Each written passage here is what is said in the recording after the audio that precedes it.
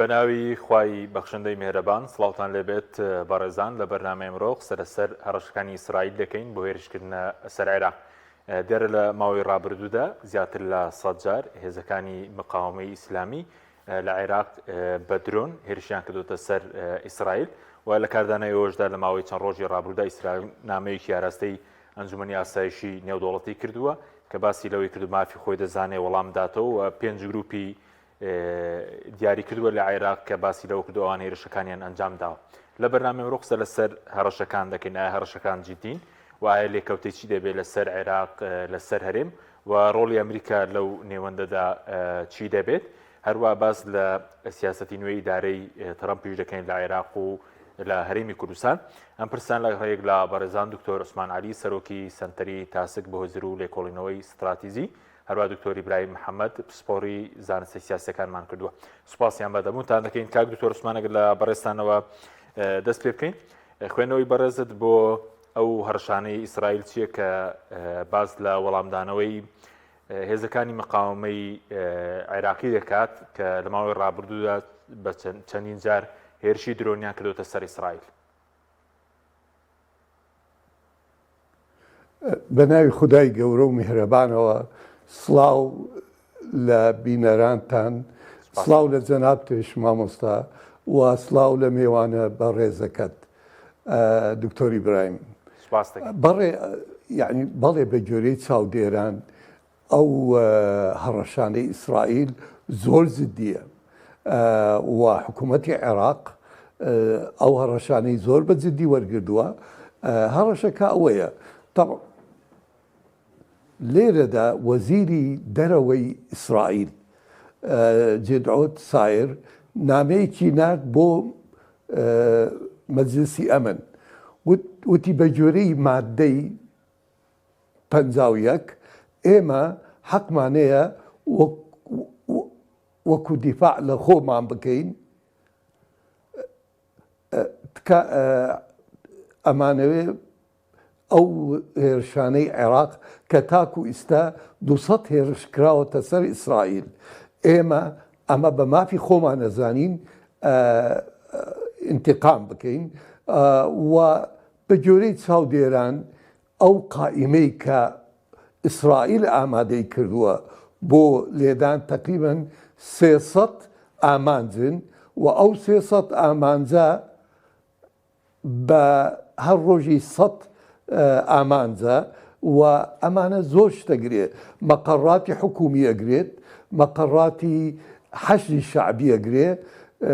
زیاتر بازگا عەسکەریەکان ئەگرێت و ئەو بازگا عەسکەریانەی کە سەر بە 6 گروپە، 6 گروپ کە خۆیان بە خۆیان ئەڵێن مقاومەی ئیسلامی، ئەوش یەکێک لەوانە کەوا زۆر گرنگن کە تایب حزبوڵایە، نەجەبا، سەیدی شوهەدایە، بەدرە، عەسائیبە، ئەمانە هەموویان ذکر کراون. ئەوەی گرنگە ئێمە لێرەدا ئاماژەی پێ بکەین بەشێ هیچ نەبێ سیان لەم گروپانە لە ناو دەسەڵاتن. ئەگەر بێت ئەو هێرشەی ئیسرائیل جێبەجێ بکرێت، معنای وەزع لە ناو خودی عێراقدا تێکەچێت، چونکە ئەمانە بەشێکن لە حکوومەت و بە گوێرەی بەعزە چاودێران ئەڵێن ئیسرائیل ئەگەری هەیە لە مینای فاو بدا. طبعا ئەگەر لە مینای فاو بدا و ئەوش زۆر مەترسیدارە، ئەوە معنای ئابووری عێراق تووشی ڕۆخانێکی مەترسیدارە بێ و عێراق بەرەو شەڕێکی ناوخۆیی هەر ئەو بارودۆخەی کە ئیستا لە لوبنانە ئەگەری هەیە دووبارە ببێتەوە لە ناو عێراقدا. لەبەرەوە عێراق ئەمڕۆ لە دوو با بڵێن ڕەهەندەوە دەستی پێی کردووە مەترسیەکانی ئیسرائیل لە ڕەشەکانی ئیسرائیل زۆر بە جددی وەرگردووە، ئەوێ وەڵامیان دێتەوە لە بوارێکەوە. ئەو بوارەیە پێڵێن دیبلۆماسیەی وقائی. ئەو دیبلۆماسیە وقائیە چییە؟ وەزیری دەرەوەی عێراق نامەی نرد بۆ با بڵێن ڕئیسی مەجلیسی ئەمنی دەولی، بۆ ڕئیسی نەتۆ یەکگرتووەکان، بۆ مەجلیس جامیعەی عەرەبی، بۆ ڕێکخراوی منظمەی باڵێن تاعاونی ئیسلامی لە هەمان کاتشە لە ژێرەوەش حکوومەتی عێراقی داوای کردووە لە ئەمریکا کە فشار بخاتە سەر ئیسرائیل بەو هێرشانە هەڵنەسێ. ئەمە لە بوارێکەوە لە بوارێکی ترشەوە حکوومەتی عێراقی هەستا بە ڕێخستنی چەند کۆبوونەیەک لە ناو خودی عێراقدا. یەکەم ئەنجومەنی وەزیران مەجلیسی وزەرا دانیشتنیەکی کرد و زۆربەی سەرکردە ئەمنیەکان و سوپاکان با بڵێن سوپای عێراقی سەرکردەکان و ئەو هێزانەی کەوا چەکداریانەیە بام کران بەو دانیشتنە وتی جۆ بگرن. سوودانی وتی ئێمە وەکو حکوومەت ئێمە قەرارە دەین شەڕە بێ یان ئاشتیە بێ، هیچ کەستر هیچ حەقی نییە. و لە هەمان کاتشە داوای کرد ئەو سنووری عێراق بەڕاستی سنووری ڕۆژاوا لەگەڵ سووریا کۆنتترۆل بکرێت، چونکە ئەو گروپانە لە سنووری عێراقەوە لە ڕۆژاواوە لەو شوێنەوە جوولێنەوە کە لە ئیسرائیل ئەدەن. لەبەرەوە بەڕاستی ئەگەر بێت ئەم هەڕەشانەی ئیسرائیل جێبەجێ بکرێت، بەڵێ زۆر مەترسیدارە بۆ عێراق و بەرپراوانکردنی شەڕە لە هەموو ڕۆژهەڵاتی ناوەڕاست. طبعا من لێرەدا مامۆستا حەکیم ئەمەوێ شتێ بڵێم، یعنی خۆی لە پشت پەردەوە ئەبێ باش بزانین حەشد کۆنتترۆلی حکوومەتەکە، کۆنتترۆلی هەموو جوگەکانی دەسەڵاتی عێراقەکە. ئەگەر بێت لە حەشد بدرێ معنای لە عێراق دراوە، یعنی عێراق و حەشد لەیرە دوو شتی جیاواز نین. حەشد زۆربەی جوگەکانی دەسەڵات بەدەستیانە لە پەرلەمان پارتی سیاسی نەریانێ لە ناو پەرلەمانە، یعنی بەڕاستی و ئەوە لێکەوتشیە بێ بۆ عێراق و بە هەرێمی کوردستان و بۆ ڕۆژهەڵاتی ناوەڕاست و ئەوەش ئینشاڵڵا دوایی باسیەکەی. سەبارەت بە سوودانی دەتوانێت دە و بڵێن مقاومەی ئیسلامی کۆنتترۆل بکە یاخود لە دەرەوەی دەسەڵاتی ئەوانە یاخود لەو ماوەیەدا کە هەڕەشەکان جدی بوون هێرشەکان کەم کراونەتەوە؟ ڕاستی من ئەڵێم لێرەدا ئەگەر ئەمانەوێ بگەڕێنەوە بۆ مێژوو بۆ قووەتی حەشد لە ناو عێراقا لە وەختیا مستەفا کاظمی ویستی تەحەدایان بکە. چیان وت پێی ڕئیسی حەشد لەو کاتەدا ڕئیسی کەتایبی حیزبوڵڵا چی وت؟ وتی دەی جۆیە بڕی جۆی و لە ناو ماڵی خۆی لێدرا لە ناو زۆنی سەوز با بڵێن لە ناو با بڵێن منطقەی سەوز لە ناو بەغدا وتی جۆیە بڕین لە ماڵی درا. من ئەڵێم خۆی تەبعاً ئێمە باش ئەزانین لێرەدا سوودانی دەسەڵاتێکی بەڵێ ڕسمی هەیە، بەڵام هێزێک تایبەت ئەو بپارێزێ نییە. بەڵام لێرەدا بۆ وڵامی پرسیارەکەت پێویستە ئاماژە بەوە بکرێ لە ناو خودی هەماهەنگی چارچێوەی هەماهەنگی شیعەدا ئیستا دوو کامپەیە. کامپێکی بەسەرکردایەتی مالکیە، ئەو تا ڕادێک بەرە و پراگماتزمە ڕوا ئەو لەگەڵ حەکیم و ئەوە کانترە ئەڵێ ئێمە با عێراق نەبین بەرە و ئەو ئاراستەی کە لوبنانی پێچوو غەزە پێچوو وێران بوو. مالکی لەبەرەوە وەکو خۆت شتێکی لە عێراق پێڵێن دەوڵەتی قوڵ، مالکی ساحب قەرارە تا ڕادەیەکی زۆر. بەڵام ئێمە لێرەدا ئەبێ واقعێک بزانین، ئەوش ئەوەیە ئەم هێزە چەکدارانەی میلیشیانە بەڕاستی قەراریان لە دەست خۆیان نییە، قەراریان لە دەرەوەی وڵاتە. ئێمە ئەمەش ئەزانی چونکە محوەری مقاومە حقیقەتێکی پێڵێن وحدەت الساحات، یعنی یەکێتی هەموو ئەو شانوانەی کەوا لەگەڵ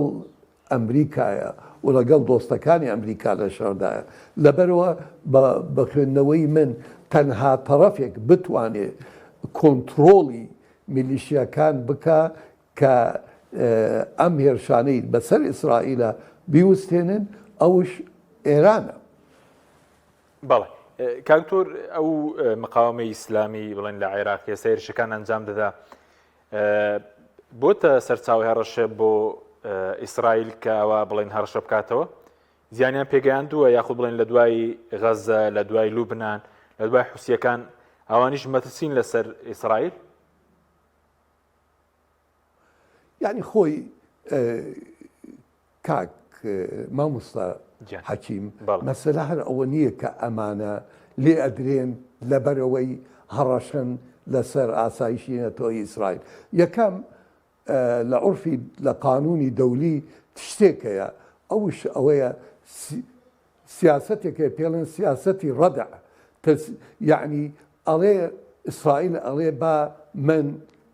شتێکەیە بە کوردی ئەڵێ هەیبەتێ بێ ترسێ بێ ئەو وڵاتەی لە ئێمە ئەدا لێ دەین. طبعا نەتەنیاهو دوای کوشتنی ئیسماعیل هەنیە وتی هەر وەکو وتمان ئەوەی لێمان بدا لە هەر کێ بێ لێ دەین. یعنی ئەمە سیاسەتێکە ئیسرائیل ئەبێ هەیبەتێ بێ وڵاتە عەرەبیەکان و ئەوانەی لە دەور پشتێ بێ لێ بترسن. ئەمە بەشێکە ئەمە بەشێکە لە هەیبەتی وڵات بەشێک ئەوەیە. بەشێکی ترش ئەوەیە ئەمڕۆ نەتەنیاهو بە داعمی با بڵێن تەحالوفی غەربی بە تایبەتی ئەمریکا ئەوێ ئەجندەیە جێبەجێ بکە. ئەو ئەجندەش ئەوەیە هەرچەندە شەڕ لەگەڵ خودی جمهوریەی ئیسلامی دواخین بەڵام ئەبێ لەو پرۆکسیانە بدەین لەو گروپانە بدەین وەکو دەسوپێی جمهوریەی ئیسلامی لاوازیان کەینەوە. طبعا ئەمە نەتەنیاهو ئەمەی وت لە ئەنجومەنی نەتەوە یەکگرتووەکان لەوێ وتی ڕۆژهەڵاتێکی تازە دێتەکایەوە. بەڕای من ئەم ڕۆژهەڵاتە تازەیەش ئەبێ میلیشیاتەکانی ناو عێراقا لاواز بکرێن و ئەمە واقعە و ئەمە بەشێکە لەو تەختیتە بەڵام لێدانەکەی بۆ عێراق طبعا ئێمە نازانی لەیرە باس ئەگەرەکانەکەین بەس بەعزێک چاودێرێک ئەڵێ دوای ئاگربەست لە لوبنان ئەگەری هەیە لە عێراق بدرێت. سوپاس دەکەین کاکتۆر. بەڵێ دێمەوە خزمەت کاکتۆری برایم ئەگەر گوێر لە دەنگمان بێ سوپاس دەکەین سوپاسی ئامادەبوون دەکەین.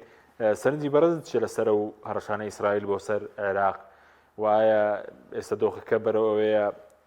شەڕەکە بگوازرێتەوە عێراقیش؟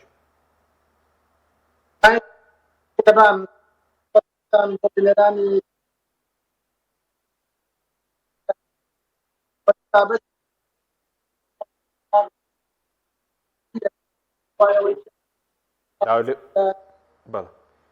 کاکتۆر ببوورە وەڵی مەگەر دەنگەکەت چاک بکرێ دەنگەکەت باش ناگاتە لای هاوکاران ئەگەر چاکیکەن سوپاس دەکەم داوای لێبور دەکەم. کاکتۆر عوسمان بێمەوە خزمەت بەڕێزت سەبارەت بەوەی کە وەکو بەرفراوانبوونی شەڕەکەش ئەگەر شەڕەکە ئەوە بەرفراوان بێت یاخود ئەگەری هەیە پێشتر بازەوە کە شەڕەکە زۆر بەرفراوان بێ هەموو خۆڕەڵاتی ناوەڕاست بگرێتەوە وە لێکەوتەی چی دەبێ و کاتە لەسەر عێراق لەسەر هەرێم لەسەر مەسەلەی وزە؟ بەڵێ یعنی خۆی ئەگەر بین سێری لە ڕۆژی لەو ڕۆژەوە لە 7 ئۆکتۆبرەوە تاکو ئەمڕۆ شەڕ بەرفراوان بووە بەڵام دائیمەن تاکو ئێستا ئەمریکا نەیهێشتووە لە سەرچاوەکانی نەوت و غاز بدرێت ئەوش لەبەر بارودۆخێکی بەڵێ کاکتۆر بەڵێ لەبەر بارودۆخێکی تایبەت ئەوش ئەوەیە لە ئەمڕۆ نەوتی ئێران نەوتی عێراق غازی ئێران غازی عێراق گرنگە بۆ بازاری وزە لەبەرەوە ئەو شەڕە ئەگەر بکرێت هەر وەکو تۆزی پێشستا ئاماژەم کرد لە ناو خودی عێراقدا کاریگەریە بێ بەڵام ئیسرائیل جارێ شەڕەکە ناباتە ناو خودی جمهوریەی ئیسلامیەوە ئەوەش بۆ قۆناغێکی تر دانراوە و ئەگەرشیەیە بە جۆرەی بەعزە ئەو چاودێرانەی کەوا باسی ڕۆژهەڵاتی ناوڕاست دەکەن لەژێر حکمی ترامپ ئەڵێن ترامپ جارێ وەکو بڵێ کۆڕایە لەگەڵ نەتەنیاهوو ئەبێ ئێران با بڵێن دەست و پێی ببڕن ئینی کورتیکەنەوە پرۆکسەکانی کۆنتترۆل بکرێ بەڵام ترامپ ئەو نەظریەی هەیە دائیمەن ئەڵێ سەری مارەکە جمهوریەی ئیسلامیە ئێمە ناتوانین کۆنتترۆڵی گروپە تێرۆریستەکانی سەر بە محوەری مقاومە بە جۆرەی قسەی خۆیان بەو ناوانەی کەوا بۆ گروپە شیعەکان بەکاری دێنن ئەڵێن ئێمە ناتوانینەوە ئەگە خودی ئێران ڕژێم لە ئێرانە لاواز نەکەین ئەمە هۆکارێکی ترش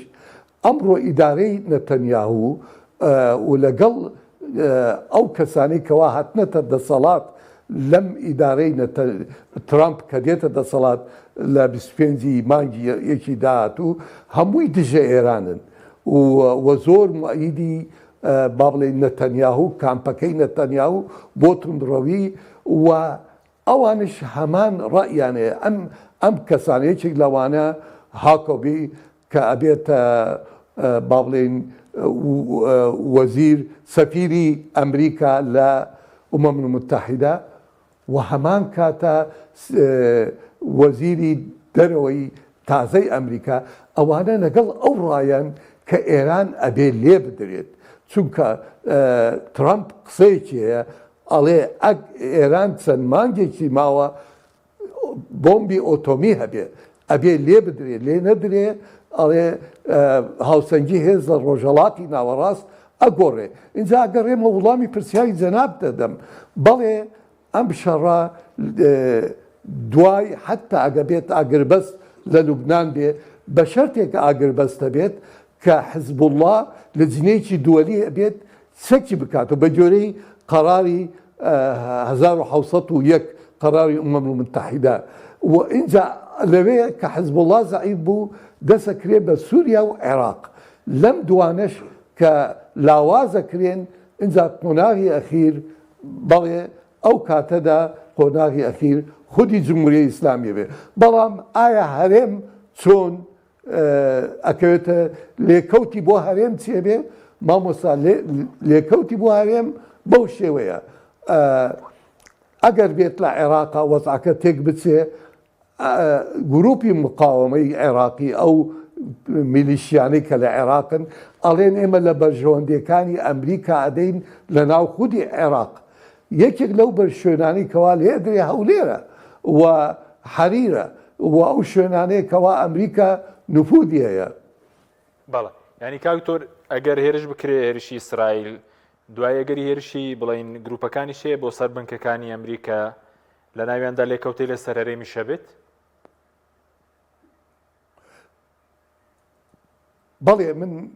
بەڵێ من واڵێم یعنی لێکەوتی زۆرە بێت یەکێک لەوانە هەرێم خۆی ئێمە یعنی هەرێم سەوەزعێکی زۆر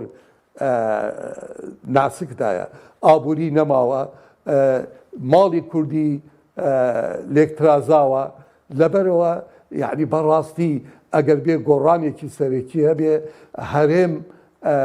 جارێ بەشێ لە هەرێم وەکو ئێمە ئاگادارین خۆیان عملیەن لە ناو ئەو جەبهەیەن کە پێڵێن جەبهەی مقاومە ئەوە معنای ئەگەری هەیە ئەو پارچەیە لە هەرێم ببچڕێت لە خودی هەرێم هەر وەکوتم هەرێم لێ درێت هەر وەکوترم هەرێم بێ ئابووریە ئەگەر بێت لە عێراق بدرێت پارە بۆ هەرێم نایە ئەوە ئێستا ئێمە ئەبینین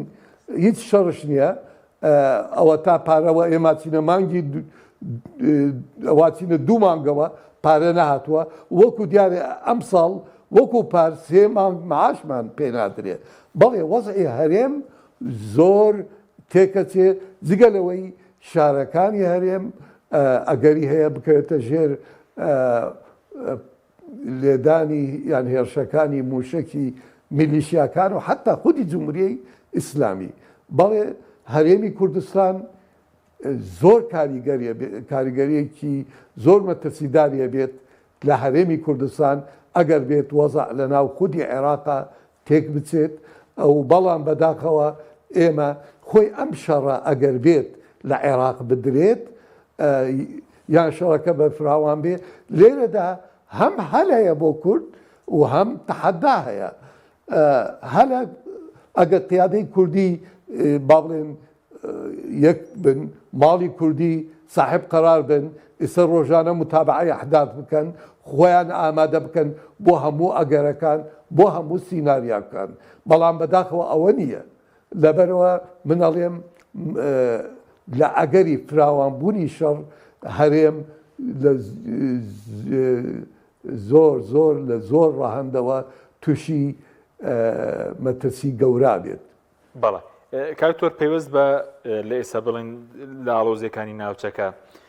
لێک نزیک بوون و هەوڵ نێک نزیک بوونەوەی تورکیا و سووریاشەیە بۆ باسی نێوەندگیری عێراقیش دەکرێت ئەمە بۆ کورد باشە خراپە چۆنە؟ خۆی طبعاً وەکو مامۆستا حەکیم وەکو ئاگادارن وەزیری دەرەوەی ئیسرائیل و چەند بەرپرسێکی ئیسرائیلی لەم ڕۆژانە تەسریحات دەدەن ئەڵێن ملەتی کورد دۆستی ئێمەیە و ئەمە ملەتێکی مەزنە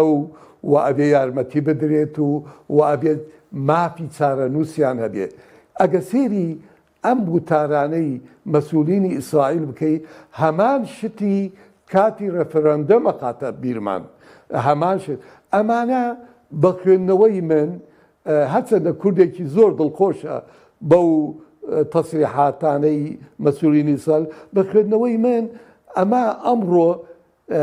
توندوتیژیەیە لە پەیوەندیەکانی تورکیا و ئیسرائیل بە تایبەتی لە بواری ئابووریەوە و لە بواری ئەعلامەوە بینی ئیسرائیل و تورکیا بەرەو تێکچوونە ڕوا ئینجا لەبەرەوە ئەم تەسریحاتانی ئیسرائیل خۆی هەدەفە یعنی ئامانجی ئەوەیە ترساندنەوەی تورکیایە گوێ بگرە تورکیا تۆ داعمی فەڵەستینی و لوبنان و ئەمانە بکەی ئێمەش چەکمانەیە ئەوش پرسی کووردە ئێمەش کاردی کوردمانەیە بەشێکی ئەوەیە بەڵام ئەگەر بینە سەر واقع وەکو دیارە لەبەر چەند هۆیەک تورکیا ئەم تەسریحاتانەی ئیسرائیلی زۆر بەجددی وەرگردووە نەک بەس ئەوانەی کەواتە بەڵکو تەسریحاتەکانی نەتەنیاهوو کە ئەڵێ ئێمە ئەگەری هەیە هاوسەنگی هێز لە ڕۆژهەڵاتی ناوەڕاست بگۆڕین بە جۆرەی بەعزە ئەسحابی قەرار لە تورکیا ئەوەیە ئەڵێ معنای ئەوان دێن ناو سووریاوە سووریاش ئەگرێن و دوایی ئەڵێ ئەگەری هەیە ڕژێم لە عێراقا بڕوخێت و ئێرانیش لاواز بێ ئێرانش ببێتە چەند پارچەیەک اینجا لەو ئەگەرانەدا لەو سیناریۆنەدا دەوڵەتێکی کوردیە بێت لە ڕۆژهەڵاتی ئێرانەوە تاکو دەریای سپی یعنی ئەچێتە ڕۆژاوا اینجا ئەمە و لەگەڵ طبعاً هەرێمی خۆماندا اینجا ئەوە تورکیا عەز دەکات لە ڕۆژهەڵاتی ناوەڕاست بەشێک لەوانەی صاحب قەرارن لە تورکیا وا بیرەکەنەوە کە ئەمە مەترسیدارە بەڵام وەکو من شارەزابم لە پرسی تورکیا من ئەبینم خۆی پارتی داد و گەشە پێدان کە هاتە دەسەڵات هەر هەمان ئامانجیە بوو ئەوش چارەسەردانان بۆ پرسی کورد لە تورکیا بە شێوەیەکی ئاشتی بەڵام ئەوەی ڕوویدا ئەوە بوو بەداخەوە ئێران و ئیسرائیل لە ژێرەوە هانی پەکەکەیاندا هانی چەند تەرەفێکیاندا ئەو پرۆسەیەی وستان کە ئەو پرۆسەیە وستە و ئوردوغان لێرەدا بە خوێندنەوەی من کەوتە ناو تەڵەی ئێرانەوە چووە گەڕاوە چووە ناو باوشی ئەو ئەحزابە تورکیە ڕەگەزپەرستەکان وەکو مەهەپا و بەرەو حەلی ئەمنی چوو و پرۆسەی ئاشتی وستان دکتۆر ئەحمەد داوودۆغڵو کە لەم ڕۆژانە وەکو ئەزانین لە هەولێرە خۆی لەو کاتەی لە دەسەڵات بوو دائیمەن بە ئوردوغان یەوت ئەیوت بابە ئێمە تورکیا مێژوو پێمانەڵێ کوردستانی گەورە پەیوەندی کورد و تورکیا ئێمە موسڵمانی سنین ئێمە کوردستان ئەتوانێت ببێتە قۆڵاییەکی استراتیژی بۆ تورکیا و حەلی ئەمنی نابێت بە خوێندنەوەی من لەبەر هەرچی هۆکارێک بێ ئەمڕۆ تورکیا هاتەتە پێشەوە و ئەبێ گومانی لێ نەکرێ و ئەبێ سەرکردایەتی کورد زۆر بەگەرمی بچێتە پێشەوە بۆچی لەبەرەوەی کورد بێهێزە لەو هاوسەنگیەدا کورد هیچ بەدیلێکی تر نییە و ئاشتی تەنها ڕێگایەکە بۆ پرسی کورد لە ڕۆژهەڵاتی ناوەڕاست بە تایبەت تورکیا ئەمە خاڵێکی ترش ئیدارەی ترامپ با بڵێین خودی ترامپ پەیوەندێکی تایبەتی هەیە لەگەڵ ئۆردۆغان ئەگەری هەیە ئەمەش کاریگەری هەبێت لەسەر هاوکێشەکە لە ڕۆژهەڵاتی ناوەڕاست لەبەرەوە باشترە بۆ سەرکردایەتی کورد بە تایبەتی با بڵێن هەدەپ و پەکەکە ئەم مبادرەی ئەم دەست پێشخەسەی تورکیا زۆر بەجددی وەرگن بەڵام بەداخەوە قەراوی پەکەکە دوو قەرارە قەرارێکی قەندیلە کە ئەو لەژێر کاریگەری با بڵێن ئێران و بەعزە وڵاتانی تر کە ئەیانەوێت تورکیا لاواز بێ و ڕۆژهەڵاتی ناوەڕاست ناسەقامگیر بێت و پرسی کورد لە تورکیا باشتی حەل نەبێت بەڵام من ئەوەی ئەبینم ئێستا چەند شتێکی باش علاماتێکی باش هەیە ئەوش ئەوەیە سەرکردایەتی دەر پارتی زۆربەی سەرکردەکانیان حتا سەلاحەدین دەمێرتاش ئەو مەسەلەی زۆر بەجددی وەرگردووە و ئەڵێ شتێکی باشە بەس من شتێکی ترش ئەبینم ئەوش ئەبینم ئەم پرۆژەی ئاشتیەی ئوردوغان بەڵێ تاقی کردووە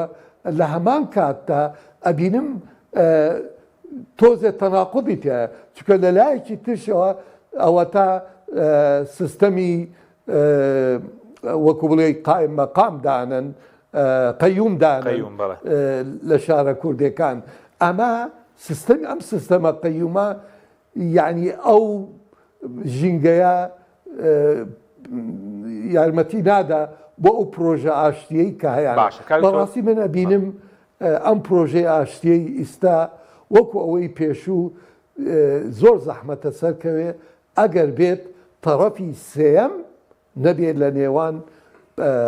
سەرکردایەتی کورد و با بڵێن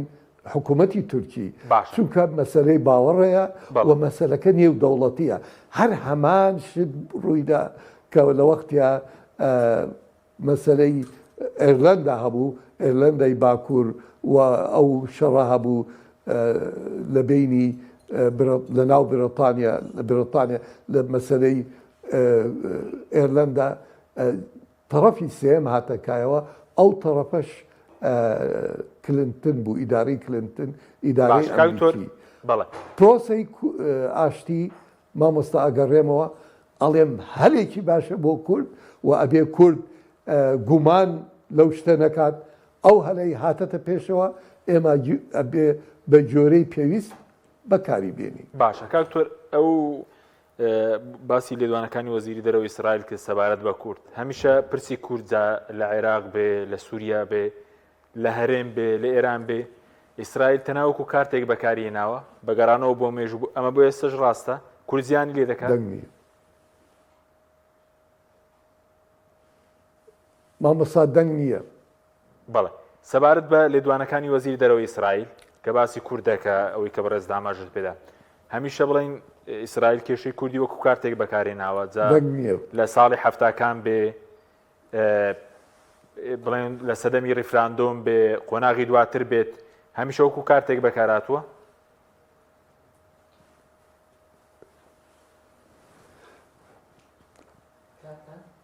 مامۆستا حەکیم بەداخەوە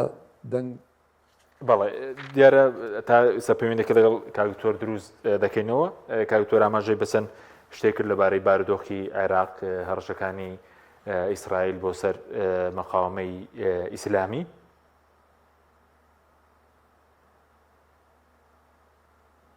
بەڵێ دیارە سەبارەت بە هەڕەشەکانی ئیسرائیل قسەی کرد لە ماوەی ڕابردوودا. ئیسرائیل نامەی ناردووە بۆ ئەنجومەنی ئاسایشی نێودەوڵەتی و باسی لەوە کردووە کە بەپێی یاسای نێودەوڵەتی مافیەوەی هێرش بکاتە سەر عێراق و کۆمەڵێک گروپی باس کردووە کە ئەوان لە پشت ئەو هێرشە درۆنیانەوەن کە کراونەتە سەر ئیسرائیل لە خاکی عێراقەوە. بە دیاریکراوی ناوی چەند گروپێکیان هێنابوو لە نامەکەی ئیسرائیل بۆ ئەنجومەنی ئاسایشی نێودەوڵەتی وەکو گروپی ئاسایب، لیواکانی بەدر، بزوتنەوەی نوجەبە، هەروە حیزبوڵڵا، ئەنساروڵڵا، بە هەمان شێوە سەید و شوهەدا. و لە بەرامبەردا عێراق لە ماوەی ڕابردوودا نامەی بۆ ئەنجومەنی ئاسایشی نێودەوڵەتی ناردووەتەوە و بە هەمان شێوە نامەی بۆ وڵاتانی هاریکاری کەندا و ناردووە. باسی لە هەڕەشەکانی ئیسرائیل کردووە، هەوڵە دیبلۆماسیەکانی خستۆتە ڕوو و بە هەمان شێوە لە سەراستی عێراقیش سوودانی گفتوگۆی کردووە لەگەڵ گروپە چەکدارەکان و بە هەمان شێوە هێزەکانی بڵین بەرپرسە سەربازەکانی ڕاستپاردووە کە ناوچەکانی خۆیان بەرپرسیارەتی هەڵبگرن و بەتایبەتی سنووری عێراق و سووریا. و لە هەر لە ماوەی ڕابردوو لە چەند ڕۆژی ڕابردوو لە دیدارێکدا وەزیری دەرەوەی عێراق لە دهۆک باسی لەوە کرد کە نامەیەکی ئیسرائیلیان پێگەشتووە بە فەرمی، بەڵام ئەوان وەڵامی نەداونەتەوە و عێراق هیچ پەیوەندێکی ڕاستەوخۆی نییە لەگەڵ ئیسرائیل و هیچ وەڵامێکی ئیسرائیلیان نەداوەتەوە سەبارەت بەو هەڕەشانەی کە دەیکات. بەڵێ ئەگەر بەڵێ دیارە ئەمریکاش لە ماوەی ڕابردوودا هەوڵی داوە بۆەوەی کە هێرش نەکرێتە سەر عێراق و جۆرێک لە گوتوێشە بووە، گفتوگۆ هەبووە لەگەڵ حکوومەتی عێراقی بەوەی کە ڕێگری بکەن. وەکو دکتۆری ژاماژەی پێکرد ئەگەر هێرشەکە بەکرێ کاریگەری دەبێت لەسەر عێراق و لەسەر هەرێمی کوردستانیش کاریگەری دەبێت.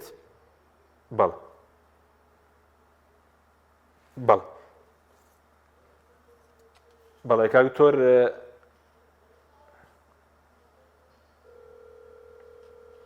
بەڵێ دیارە کاک دکتۆر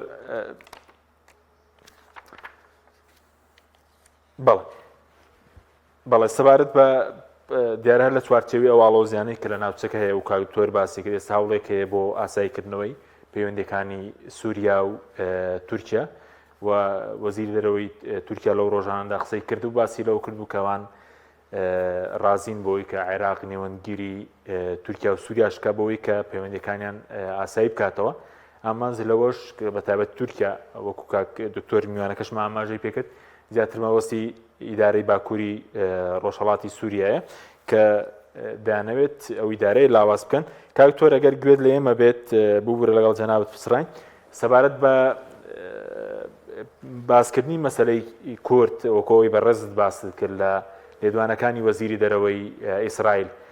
ئەمەش پێویستە بە وەکو خۆناغی ڕابردووە کە هەمیشە کێشەی کوردیان وەکو کارتێک بەکارهێناوە.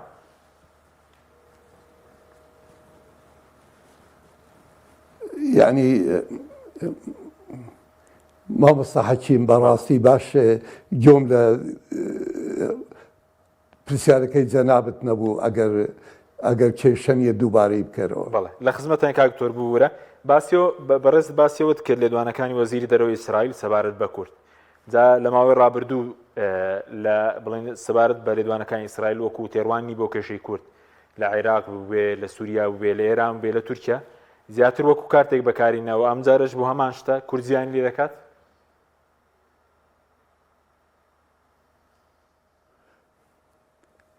بەڵێ یعنی خۆی لێدوانەکانی وەزیری دەرەوەی ئیسرائیل ئەوەیە کە ئێمە خۆی نامەی نارد بۆ مەجلیسی ئەمن وتی ئێمە مافی ئەوەمان هەیە بەرهەڵسی لە خۆمان بکەین بە جۆرەی مادەی 51 میثاقی ئوموم المتحیدە هەر وڵاتێک حەقی هەیە دیفاع لە خۆی بکات دژی با بڵێن کارێکی دژمنکاری لەلایەن وڵاتێکی ترەوە بەڵام چاو دێران ئەوە وا ناخێنەوە ئەڵێن ئەمە زەمینە خۆشکردنە بۆ ئەجندەیەکی ئیسرائیلی ئەو ئەجندەیەش ئەوەیە لێدانی عێراق وەکو وڵاتێکی بەهێز لە ڕۆژهەڵاتی ناوەڕاست و لەژێر کۆنتترۆڵی ئەو میلیشیانەیە کەوا نێزگەر لە جمهوریە ئیسلامی ئەڵێ ئیسرائیل چۆن دایک لە لوبنان بۆ لاوازکردنی حزب الله هەمان ئەجندەیان بۆ لێدانی عێراق و بەڵکو ئەم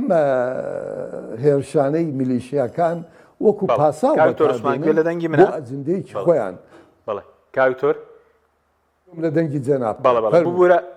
بەڵێ زۆر بە کورتی ئەگەر شتێک لەسەر هەرێمی کوردستان کە بەرز وتە زۆر پەرتەوازەیە ئەگەر گرژێک ڕوو بدات لێکەوتەکانی زۆر خراپ دەبن بە کورتی بسپاس دەکەم دەخەیە بەڵێ من تۆزە پێش ئاماژەم بەوە کرد هەموو ملەتان لە کاتی با بڵێن قەیراندا ئەوانەی کەوا کیانی گچکە بن گەورە بن غورفەیەک دانن پێڵێن غورفەی عەمەلیاتی قەیران حتا بتوان لەگەڵ هەموو ئەگەرەکان ڕوودا ڕۆژهەڵاتی ناوەڕاست و عێراق بەرەو گرژێکی زۆر مەترسیدارەڕە بەڵام سەرکردایەتی کورد لەبەر ئەو لێکترازاوانی کە لێکترازەی کە لە ناوەتی ناتوانێت بۆچوونێکی یەکگرتووی هەبێ بەرامبەر چۆن تەعامل بکە لەگەڵ هەموو ئەگەرەکان ئەگەر لە عێراق بدرێ وەزە عێراق تێک بچێ ئێمە لەیرە هەلێکمان پێشک دێتەکایەوە و لە هەمان کاتە تەحەدیاتمان تێتە پێکایەوە بەڵام سەرکردایەتی کورد بەداخەوە هیچ ئامادە نییە بۆ ئەوە و بارودۆخی ئابووریش لە هەرێمی کوردستانە زۆر خراپە لەبەرەوە سوپاس دەکەین کاکتۆر لێکەوتەکانی شەڕ لە عێراقدا ئەگەری نییە سوودیە بێ بۆ کورد ئەگەر سەرکردایەتی کورد لەسەر ئەم بارودۆخی ئێستا بەردەوام بن بەڵێ سوپاس دەکەین کاک دکتۆر عوسمان عەلی سەرۆکی سەنتەری تاسک بۆ هێزی و لێکۆڵینەوەی استراتیژی کە لە هەورێر و لەگەڵمان بووی سوپاسی جەناب دەکەین داوای لێ برنج لە دکتۆری ئیبراهیم دەکەین کە نەماتوانی وەریبگرین دکتۆری ئیبراهیم محەممەد عەزیز کەوا بڕیار بوو لەگەڵمان بێت سوپاس بەوەی بینەرانی بەڕێز سوپاس باوکاران خواتان لەگەڵ